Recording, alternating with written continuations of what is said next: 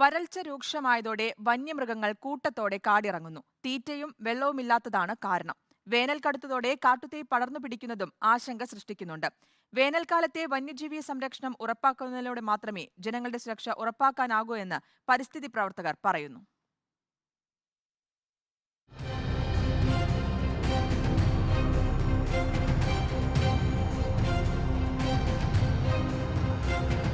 വനമേഖലയോട് ചേർന്നു കിടക്കുന്ന ജനവാസ മേഖലകളിൽ അടുത്ത നാളുകളിലായി വലിയ രീതിയിലുള്ള വന്യമൃഗശല്യമാണ് ഉണ്ടാകുന്നത്.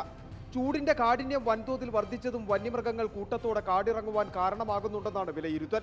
കാട്ടിൽ തീറ്റയും വെള്ളത്തിന്റെയും ലഭ്യതയില്ലാത്തതാണ് ഇതിന് പ്രധാന കാരണമെന്നും കാട്ടിൽ വേനൽക്കാലത്ത് മൃഗങ്ങൾക്കായി വെള്ളം സംഭരിക്കുന്നതടക്കമുള്ള സംവിധാനങ്ങൾ സർക്കാർ തലത്തിൽ ഉണ്ടാക്കണമെന്നും പരിസ്ഥിതി പ്രവർത്തകരും പറയുന്നു. ഉൾവനങ്ങളിലെല്ലാം തന്നെ തടയണ നിർമ്മിച്ചുകൊണ്ട് അവിടെ വെള്ളം അടിയന്തരമായിട്ട് എത്തിച്ചു കൊടുത്താൽ തന്നെ ഈ വന്യമൃഗങ്ങൾ ഇറങ്ങുന്നതിന് 90% പരിഹാരം ഉണ്ടായിരിക്കും.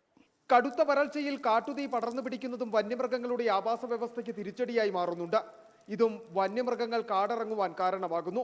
കഴിഞ്ഞ ദിവസം കാട്ടാനകളെത്തുന്ന ചിന്നക്കനാലിലെ റവന്യൂ ഭൂമിയിൽ തീ പടർന്ന ഏക്കർ കണക്കിന് പുൽമേടാണ് കത്തി നശിച്ചത്.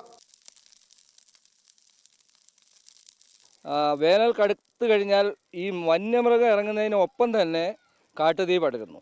കാട്ടിൽ തീറ്റ വെച്ച് പിടിപ്പിക്കുന്നതിനും സ്വാഭാവികമായ രീതിയിൽ വെള്ളം സംഭരിക്കുന്നതിനുമടക്കം പദ്ധതികൾ നടപ്പിലാക്കുന്നതിന് വനം വകുപ്പിന് ഫണ്ടുണ്ടെങ്കിലും ഇത് ഫലപ്രദമായി വിനിയോഗിക്കുന്നില്ലെന്ന ആരോപണവും പരിസ്ഥിതി പ്രവർത്തകരടക്കം ഉന്നയിക്കുന്നുണ്ട്. കടുത്ത വരൾച്ചയിൽ കാർഷിക മേഖല വലിയ പ്രതിസന്ധി നേരിടുന്നതിനൊപ്പം വന്യമൃഗങ്ങളും കൃഷിയിടത്തിലേക്ക് ഇറങ്ങുന്നത് പ്രതിരോധിക്കുവാൻ എന്തു ചെയ്യുമെന്ന ആശങ്കയിലാണ് കർഷകരും. വീഡിയോ ജേർണലിസ്റ്റ് എസ് ശ്രീകുമാറിനൊപ്പം reporter Sandeep Rajakkad, in reporter, Idukki.